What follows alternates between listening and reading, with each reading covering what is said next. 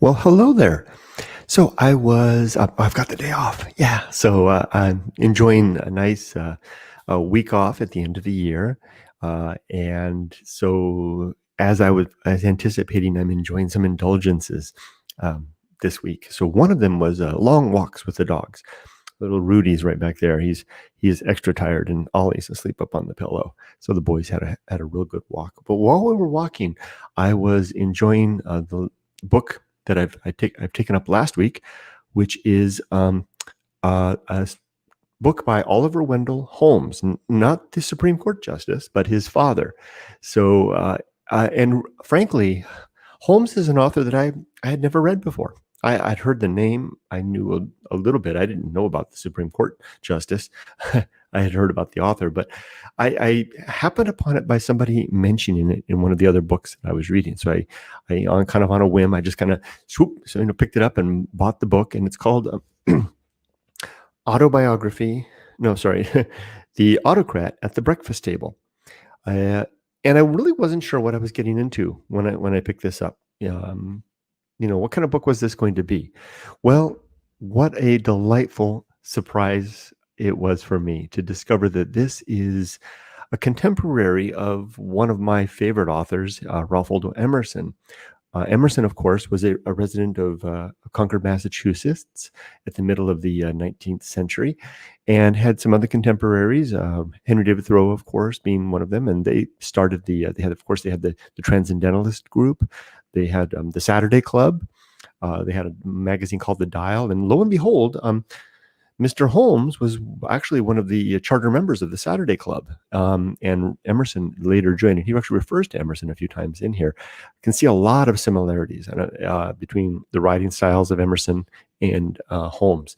Really enjoy, some of these. One of the things I really like about the writing style of the what I guess would be the Romantic authors of the 19th century, Melville, Hawthorne, the like, who were more fiction, but then Emerson, Thoreau, and now Holmes are more, they're more like essayists, sharing ideas. I love the way that they can share a thought and put it into just beautiful, magnificent light. It's like looking at something. You could take a spotlight and shine it upon an object that you're looking at it, and look at it with the cold white light. And that's one thing to examine in that almost sterile, medicinal manner. But it's quite another thing to take that thing up and in the early dawn hours as the sun is just coming over the mountains, and to view it in that early that light of the dawn, that light of the start of the day, that crisp, clean, beautiful essence of illumination. It just casts another glow on things, and that's what these essayists are able to do. And I've found Holmes to be right up there with them.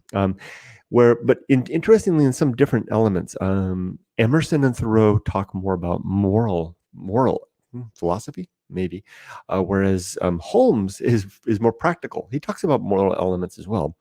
He's more practical. He's also more forthright with his religious feelings. It's pretty clear that being a theist, that shines through in his writings. He also includes more poems in his writings than either Emerson or Thoreau. But he also has a kind of a creative, kind of an impish, fiery bit to his writings that I don't find in the other authors. So it was a little bit of a slow going getting started. I picked it up on Wednesday. I'm about a little more than halfway through. Slow going, it's first, because it's kind of like, okay, let me give you a little, I'm going to read a little bit from it in just a second, a bit that I found this afternoon while I was walking the dogs that I wanted to share with you.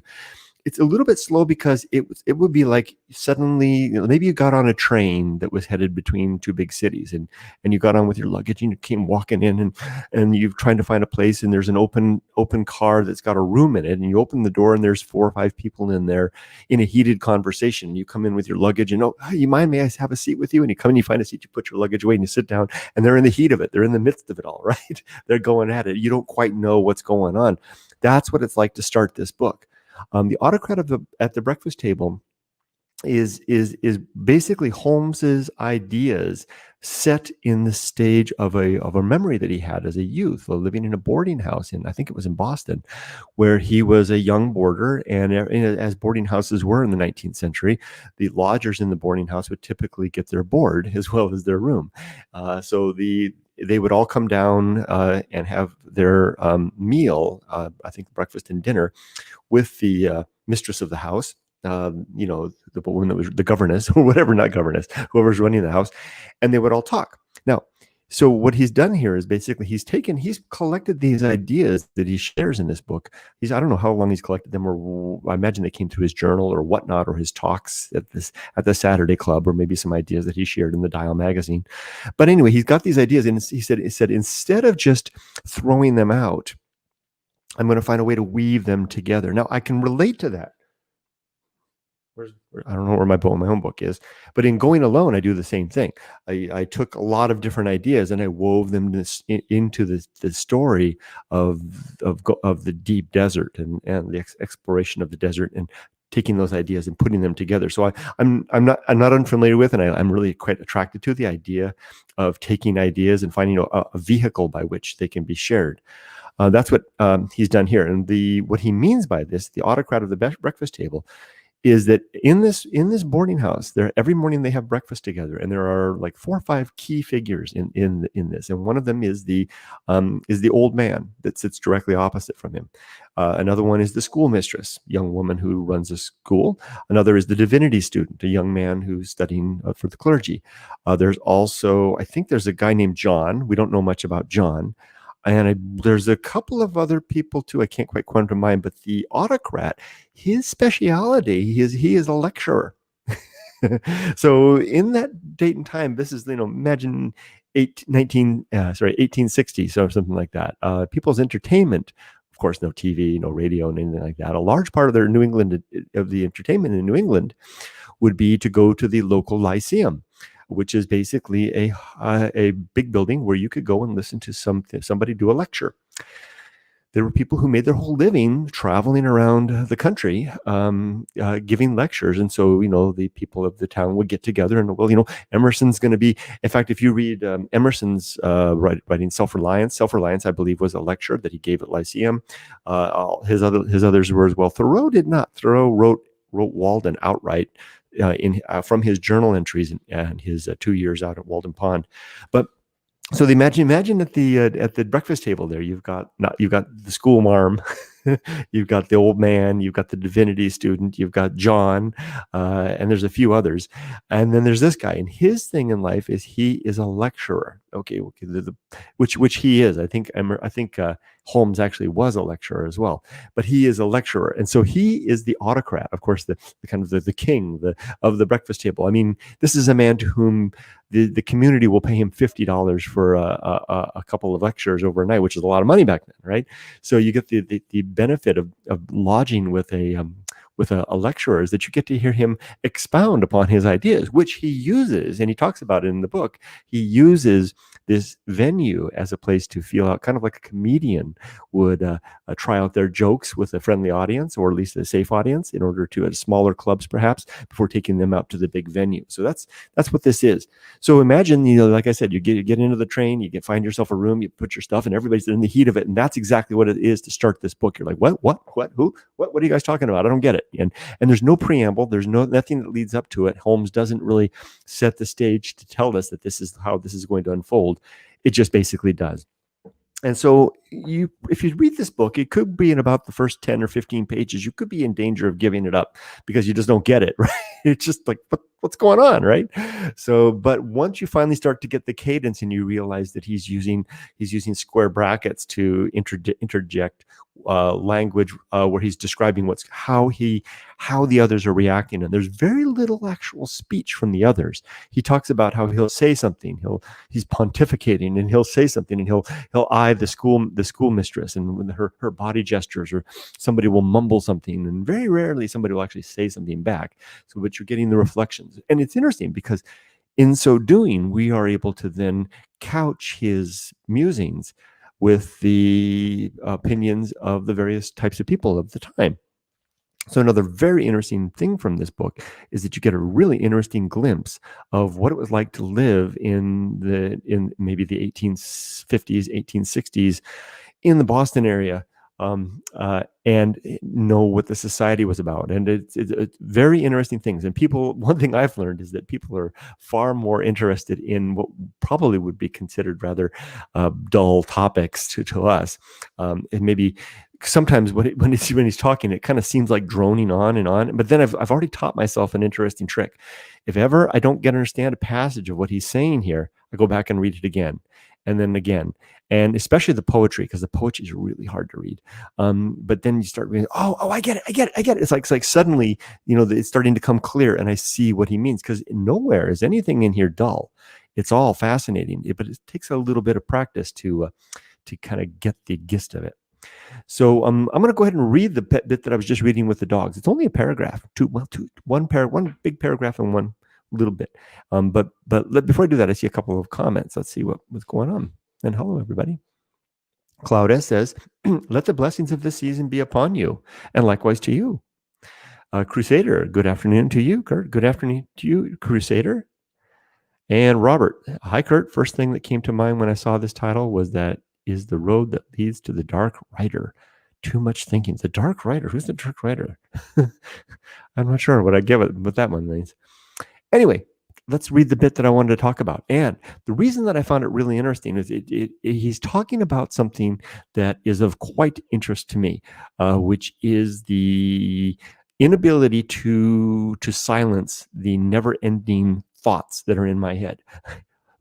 I'm sure, and I expect, especially reading this, that the fact that he talks about it in this way, that this is a common ailment, maybe blessing. Sometimes it's both, for all of us, right? It's just that never-ending internal dialogue that just goes on and on and on and streams on and sometimes drones on, and sometimes in a rather pedantic manner is just chastising me for my missteps, or is suggesting how things could have been. There's always that. But he speaks to that. And he does so in about 3 pages, and it's heavy and deep. And I'm not going to go into the heavy and deep stuff, because it's more than I wanted to cover in this book. And I actually need to reread that piece a couple of times. But I'm going to read you this 2 paragraphs that I thought were very illustrative of the thing, and I thought you could read along with me. So here we go. Let's bring this up. So let's make that a little bigger. There we go. The Autocrat of the Breakfast Table. So I did find this out on Project Gutenberg, so you don't have to buy it yourself, but I highly, highly recommend this. I wish that I had found this book at 19 or so. I don't know that this book would have changed my life the way that Self-Reliance did, but this would have illustrated to me given me a hint at the deep depth of fascinating writing that is out there. And I've just begun to touch the surface with Oliver Wendell Holmes. So let's read a little bit of the Autocrat of the Breakfast Table. And it says here, every man his own Boswell. I had to look up Boswell. James Boswell, considered to be the greatest English-speaking essayist of all time. So in a way, Wendell Holmes is suggesting to us to be our own essayist, to collect and catalog our thoughts along the way, and come up with a good way to describe it. So the bit that I'm going to share is this bit here in yellow, these 2 paragraphs here. But I'll go ahead and find it, and I think I can do that easily if I just bring this up and I search for TikTok. There it is, right there. There's the piece that I want to talk about. So I'm going to read. Here we go. First, I'm going to read this paragraph here. I can get rid of this tic-tac thing. Boink, boink. There we go. Let's read that part. Tic-tac, tic-tac, go the wheels of thought. Our will cannot stop them. They cannot stop themselves. Sleep cannot still them. Madness only makes them go faster. Death alone can break into the case and, seizing the ever-swinging pendulum, which we call the heart, silence at last the clicking of the terrible escapement we have carried so long beneath our wrinkled foreheads. So he opens with the idea that there's this, our mind is ever thinking, this nonstop thinking that is going on, and there's no way to get in at it and to do anything about it. We try to tell ourselves to be quiet. The Buddhist monks, sit there and meditate and try to silence the mind. But nevertheless, it continues to just tick, tick, tick, and the pendulum being the swinging, our beating of our heart. It kind of sounds a little bit like Poe, doesn't it? Describing that. And he says, silence at last, the clicking of the terrible escapement. I had to look up the word escapement. A lot of beautiful antique words in his writing. Escapement is the clockworks. It's an antique term for the clockwork of the mechanism of that makes the timepiece tick, tick, tick. We have so long carried beneath our wrinkled foreheads. Now, that idea right there dovetails really nicely with a concept in my own book, Going Alone, that I call the homunculus, another antique word that I borrow for my own purposes. And I describe the homunculus as the mortal that resides just within our foreheads, just behind the eyes, looking out through the eyes, listening through our ears, and driving the machinery of ourselves. Now, I use the homunculus as a way to, as a substitute for the concept of a soul, which I don't believe we have. And then instead, the homunculus will simply die with us. And so that is my way of punctuating the apparent mortality of our life. But he describes here the tick-tocking of the clockwork beneath the escapement, behind our eyes, behind our wrinkled forehead. And there goes Emily. What's she up to? Oh, she's cleaning out her room. She's taking out her trash. Good girl. Wave at her. See if she sees me. No, she doesn't. Okay, I'm going to switch now. Go ahead and read. Can I read it from here? No, I'll read it from there. Let's switch to the second paragraph. So he set the stage there, right?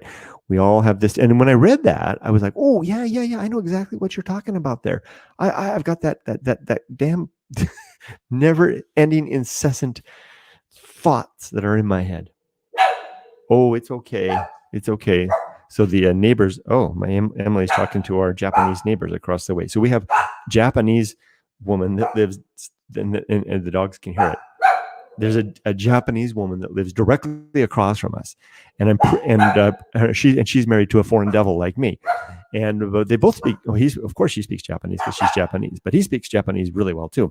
And I'm pretty sure they're professional gamers, because all they do all day is sit and play games on their machines. I can right across the street. I can see them in there with their big screens and Hayako. You guys want to get out? You okay, guys? Hold on, let them in. The dog's out. You want to go? Go ahead. Hush, hush, hush. Okay, let's carry on with the next paragraph here. I'm going to go ahead and read the first one again and then carry off the second one. Here we go. That's because you have to. It's like I said, it's fun to read it over and over. Let me highlight that. I'll just do the whole thing. Here we go. And then the bit below as well, because the bit below sets the stage for the succeeding pieces. Tick tack, go the wheels of thought. Our will cannot stop them. They cannot stop themselves. Sleep cannot still them. Madness only makes them go faster. Death alone can break into the case and, seizing the ever-swinging pendulum, which we call the heart, silence at last the clicking of the terrible escapement we have carried so long beneath our wrinkled foreheads. If we could only get at them, as we lie on our pillow and count the dead beats of thought after thought and image after image, jarring through the overtired organ. Oh, I love it. I've been there so many times, night after night, sitting there thinking, images, impressions. Will nobody block those wheels, uncouple that pinion, cut the string that holds those weights, blow up the infernal machine with gunpowder? What a passion comes over us sometimes for silence and rest. That this dreadful mechanism, unwinding the endless tapestry of time, embroidered with spectral figures of life and death, could have but one brief holiday. Who can wonder that men swing themselves off from beams in hempen lassos? That they jump off from parapets into the swift and gurgling waters beneath, that they take counsel of the grim friend who has but to utter his one peremptory monosyllable, and the restless machine is shivered as a vase that is dashed upon a marble floor. Under that building which we pass every day, there are strong dungeons, where neither hook, nor bar, nor bedcord, nor drinking vessel from which a sharp fragment may be shattered, shall by any chance be seen. There is nothing for it, when the brain is on fire with the whirring of its wheels, but to spring against the stone wall and silence them with one crash. Ah, they remembered that, the kind city fathers. speaking of God, I think. And the walls are nicely padded, so that one can take such exercise as he likes without damaging himself on the very plain and serviceable upholstery. If anyone would only contrive some kind of a lever that one could thrust in among the works of this horrid automaton and check them or alter their rate of going, what would the world give for the discovery? So, absolutely just breathtaking imagery of something that I don't know about you, but I've certainly experienced many a time, which is just the machinery, the parade of thoughts marching through your head. Just shut up. Just stop. Won't you leave me alone? I mean, for me, I regularly wake up about 3 or 4 o'clock in the morning and sit there and think until my alarm goes off at 5:50, and I just sit there and think, well, okay, I'm going to try to close my eyes and get them to stop. And it's not always bad thoughts. I do worry a lot. That's what I worry about. I worry. I worry. That's what tends to get me up. It's not that necessarily. Sometimes it's other thoughts. You wake up, with an idea. You're like, ooh, how about that as an idea? And it's like, shut up. Now I can't sleep. But anyway, he goes on and again about this, and especially, wow, there's some heavy, deep stuff right there, right? Like, here's one sentence. Who can wonder that men swing themselves off from beams in hempen lassos? I mean, he's talking about people committing suicide by hanging, right? Because they can't tolerate the infernal, is that the right word? The incessant internal dialogue. That they jump off from parapets into the swift and gurgling waters beneath. I just finished reading, that's interesting. That's topical right there. I just finished reading Crime and Punishment by Dostoevsky. And that is the that is the mechanism by which in the city of St. Petersburg, it seems like most people tend to choose to end things is by jumping off the various bridges that go over the canals that the Tsar had commissioned to have built. And it goes on, and let's see about it more. Oh, I like this one here. That they could take counsel of the grim friend who has but to utter his one peremptory monosyllable, and the restless machine is shivered as a vase that is dashed upon a marble floor. Now, I don't know what that means. What's he talking about as the grim friend? Who is the grim friend? That they take counsel of the grim friend. Oh, I get it. Is he talking about the decision to die, the decision to take one's own life, right? Take counsel of the grim friend. If at last the grim friend says yes, in which it would be the one monosyllable, and that would thrust the restless machine is shivered. Now, shivered, I had to look that word up. That's another antique term that means to shatter, to shiver, to shatter as a vase that is dashed upon a marble floor. And then he says, under that building which we pass every day, there is a strong dungeons where neither hook nor bar nor bedcord nor drinking vessel from which a sharp fragment may be shattered shall by any chance be seen. So a very, very deep and hidden place. There is nothing for it when the brain is on fire with the whirling of its wheels, but to spring against the stone wall and silence them with one crash, talking about just slamming yourself against the walls, right? And here's the part that he says, interesting. They remembered that, the kind city fathers, and the walls are nicely padded so that one can take such exercises as he likes without damaging himself on the plain and serviceable upholstery, a padded cell upon which we in our mind. So the homunculus within our mind is within a padded cell. And I do have an image that Emily created for me of the homunculus. Let me see if I can bring that up real quick. Hold on. I'll show you. Take me just a second. I think it's in on the backup drive here. If anybody would only contrive, hit the backup drive there. There we go. If anybody would only contrive some kind of a lever that one could thrust in among the works of this horrid automaton and check them or alter their rate of going, what would the world give for the discovery? Now, the next sentence is telling. Let me show you the picture that I wanted to show you. My creative line, store content here are Emily's going along chapters. Hold on. Here it is. Let me bring this up. So this is Emily's illustration of what I call the homunculus, the little person within our head, right? So this would be, according to Oliver Wendell Holmes' conception, this would be the individual that's slamming themselves against the side of their head, the padded cell, so to speak, unable to get out. Okay. So let's see. Now, interesting. He asks a question here at the end. Now, remember, but I was saying before, how the in this scenario of in the setting of the book, it's every morning the lecturer is coming down and having breakfast with the other boarders. You know, the school mistress, the divinity student, the old man John, whoever John is, and a couple of others, and every now and then he'll get a kind of a little bit of a feedback from them. So he posed what was rather a rhetorical question there, right at the end. Right, he said, if anyone would only contrive some kind of a lever that one could thrust in among the works of this horrid automaton and check them or alter their rate of going, what would the world give for such a discovery? Right. So he's asking, what would we do? Here it is right there. What would the world give for such a discovery? And then here comes the answer.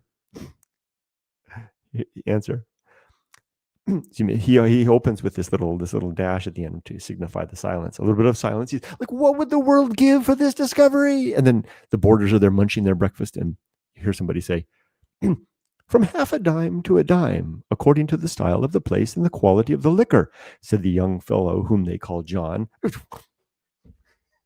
Yeah. I literally stumbled in joy when I read that. I was walking the two dogs, and we were about a mile out over by Walmart, and I read that. Oh yes, of course, right? Because the reference there is, of course, liquor, right? Liquor is the balm that will soothe the pain of the incessant thoughts. And then he responds. I'll just read another paragraph here. I won't stop there. This is again the autocrat speaking. You speak trivially, but not unwisely, I said. Unless the will maintains a certain control over these movements, which it cannot stop, but can to some extent regulate, men are very apt to try to get at the mechanism by some indirect system of leverage or other. They clap on the brakes by means of opium. They change the maddening monotony of the rhythm by means of fermented liquors. It is because the brain is locked up and we cannot touch its movement directly that we thrust these coarse tools in through any crevice by which they may reach the interior and so alter its rate of going for a while and at last spoil the machine. So beautiful, beautiful setup, right? I mean, let's just imagine that for a moment. The setup of the pain, the suffering, of the incessant thinking, thinking thoughts which you can't seem to stop, that you're just going are maddening, especially if we have very little self-control, very little temperance of our thoughts. They can take us anywhere they want. They're like leading us around. And then he speaks to the fact that they can drive some people mad, even to suicide. And what would the world give for some way to control that? And then John chimes in over his sausage. How about a half a dime for a good shot of liquor? And he's like, yes, I know that's the case. You could do that with liquor. Now, I'm going to stop at that point and just let you know, if you decide to read the rest of this book, this particular section, what he then goes on to is about 2 pages of discourse about the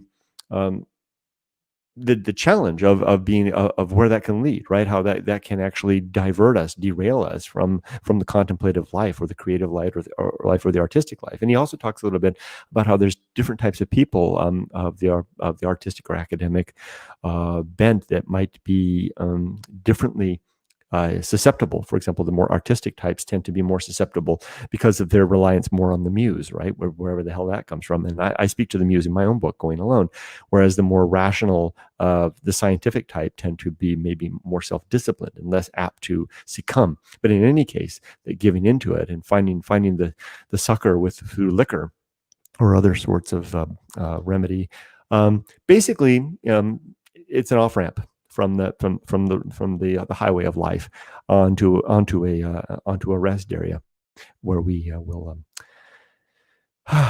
be. How does he describe it? He describes it. Let's see if I can just find it real quick. He describes, and then I'm going to stop there. He describes it very beautifully. I don't know if I can find it though. Like the fatal habits. Here it is. I'll read this part here. Oh, you can't see it. Now, when a gentleman's brain is empty or ill-regulated, it is, to a great extent, his own fault. And so it is simple retribution that, while he lies slothfully sleeping or aimlessly dreaming, the fatal habit settles on him like a vampire and sucks his blood, fanning him all out fanning him all the while with its hot wings into deeper slumber or idler dreams. I am not such a hard-souled being as to apply this to the neglected poor, who have had no chance to fill their heads with wholesome ideas, and to be taught the lesson of self-governance. I trust the tariff of heaven as an ad valorem scale for them and all of us. Ad valorem, of course, being that the merit that heaven will judge and reward us in proportion to the what our exposure was in experience. Anyway, the idea being that if we give in to the to it, and if we do find our way to give up the suffering in order to have the peace that comes of alcohol, or as he describes, opium, or whatever, insert your indulgence here, that we will enjoy a rather vampire slumber through the rest of our lives, until we one day wake up, as he talks about further in this book, or earlier in this book. You wake up in our, he describes it about my age, about 50-ish, 55-ish, and you realize that the creative time is over. You've spent, it's past, chance is gone. Now it's, you've either done it or you haven't. The way he describes it is he takes a penknife. I don't have a penknife. And in the early life, the 30s and the 40s, that's when we're scratching, something in our life. And then 45, 50, 55, you put the penknife away, and well, that's what I did. or you don't, and you're done. And with that, I'll read a couple of comments, and then we'll wrap up, and I'll go have lunch. Good. I think I read that one. Good afternoon to you, Kurt. Good afternoon to you. Okay, there you go. Robert says, for me, the dark writer as depression. Oh, yeah. That's what you were talking about with your earlier reference. It has been my companion throughout my life. Depression is indeed a difficult thing. I've had episodes, deep episodes of it in my life. Typically I found that it was more, it was like, what was it? Who was it that said, it was like Winston Churchill said. Now, I'm not going to speak to depression very much, because it speaks to clinical issues that I have no idea about. But I have found one thing to mind is that, like Churchill said, when walking through hell, keep walking. Robert says, most of the time it allows for a wider perception, enhancing my ability to connect with others at their level. Yes, empathy, eh? Robert says, there are storms now and then. I just tie a knot and hang on for those. Disappearing from social media for the duration of the storm. Those videos help bring me back from the edge, so that looks like I can once again join a live stream to be the blessing for another. Once that happens, I soar again. Yeah, I know what you mean, that the tides rise and fall. I've got another image that Emily, and I skipped over a comment from Lewis. I'll come back to that from Cody. There's another image that Emily's working on. Do I even have it here? I don't have it. She's working on an image that I asked her, I commissioned from her, that describes something very similar to that, Robert, of a person sitting on a rock in the sea, a little sea stack poking out, and the tide rising and the waves crashing, and that when the waves come up and the crashing and the storms come in, and we're stuck on that rock, shivering and cold. That's those deep periods. And then when the water goes down and then gets a placid ocean top, that's the times that we can get through better. So I know very well that what you're referring to. Cody says, I've been following you for a while. Must have seen something a long time ago I liked. If you don't mind, could I hear a little bit about yourself and what you do? Sure, I will describe that in just a second. And wow, Millen, wow, you gave me 5 euros. Thank you. Existential hero. Thank you. Well, I'm going to go out and I'm going to buy my daughter a cup of coffee with that. Thank you very much, Millen. I appreciate that. Is it Millen or Million? Million, right. I hope I'm saying it right. Million. Sorry. Cody, if these are the themes you discussed, then I know why I followed. I've enjoyed catching the tail end of this. Thank you very much, Cody. Yeah, these are the things I like to talk about. Andrew, I hope you had a good Christmas and wish you and the family the best for the upcoming year. Yeah, it was pretty good. Didn't do much, just kind of stayed home. Robert, the videos that bring me back, Jay Abrams' video, I get distracted easily, LOL. It's good to have something to distract sometimes. James, hi James, my friend in the Philippines. Overanalyzing oneself or one's past is something most have dealt with, good or bad. The way I cope is just keep going. Awesome. Yeah, like as Churchill said, right? Just keep walking. And Naphthysis. Hi, Kurt. I just received Going Alone in the mail about an hour ago. Looking forward to reading it. Thanks again, Byron. Whew. Awesome. Well, I hope you find it interesting. It's kind of similar to this book, not in terms of literary quality, not in terms of quality, but in terms of the idea of using a story as a vehicle to share ideas. So I hope it finds that interesting. And awfully, Amin, hope I'm saying it right. Your opinion on Stoicism. Stoicism is my go-to way of being. Right. I mean, my actually, honestly, my favorite saying of all, Stoic saying is, "Misfortune borne well is good fortune." It's my word to. It's what I try to live by. Right. I try to see every challenge as an opportunity to control my reactions and to chart a way forward without losing control of myself. To have a sound and reasoned set of ethics and principles that guide me through life, and to basically suffer well. Because this life is a lot of suffering. By gosh, I mean, spoken from a very first world perspective. And I haven't forgotten I was asked about me. I will ask you a happy new year. Thank you. Hey, Hensuke too. Thank you very much. Happy new year to you. Robert says, and when I say distraction, I mean from finishing my comments on a live stream. Jay's video requires a new synapses be grown in my brain to understand what Jay is saying. Awesome. Cody says, was wondering if you have an upload or stream schedule. Okay, so I think, Cody, you were the one that asked me about myself. Yeah. Cody said, can you tell me a little bit about yourself? Yeah. So I'll briefly describe those two things. So me, I'm Kurt. I'm a family man. When I was 25 years old, I had two paths before me. I had the path of the adventurer, the solitary adventurer, and I had the path of the family man. I initially struck out on the adventure path. I got about a week into it, about 800 miles away. And I realized, oh my gosh, I'm going to be doomed if I hit this path. And I turned around and came back, and I chose the family path instead, which has been a very challenging path for someone like me, because I like being alone. I like solitude. I like adventure. I don't like stability necessarily, although I'm getting to like it a little more as I get older. But back to the Stoicism thing, the path of taking on the responsibilities of a wife and a child, and all that encumbers and comes with that, is to me the high road. It's the road that we need to follow. At least a good proportion of us need to follow if this species is to perpetuate ourselves into the future.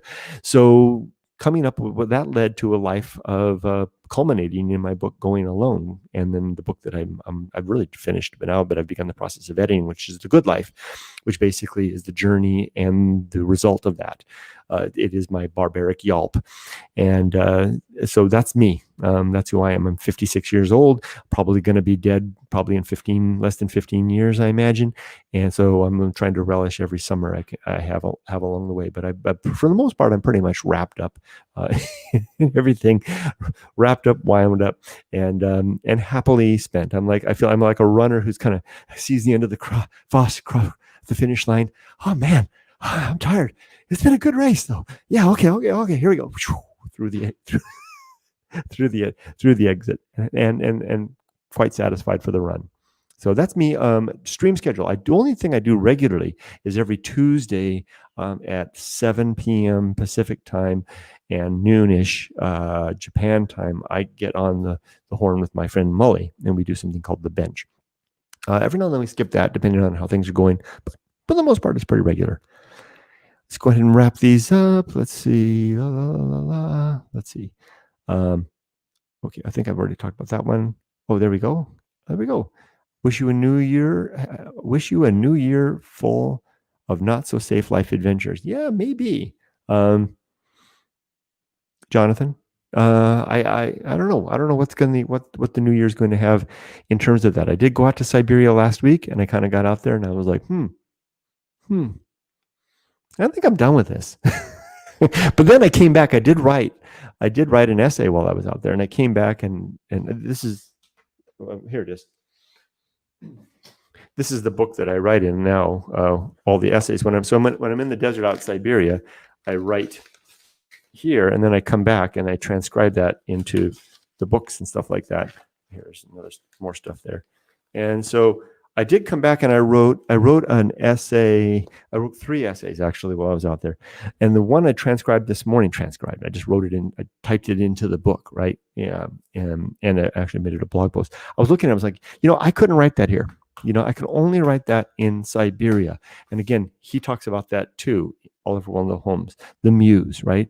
My muse still lives out under that bridge. So even though I may be done with the bridge, I don't think the bridge is done with me.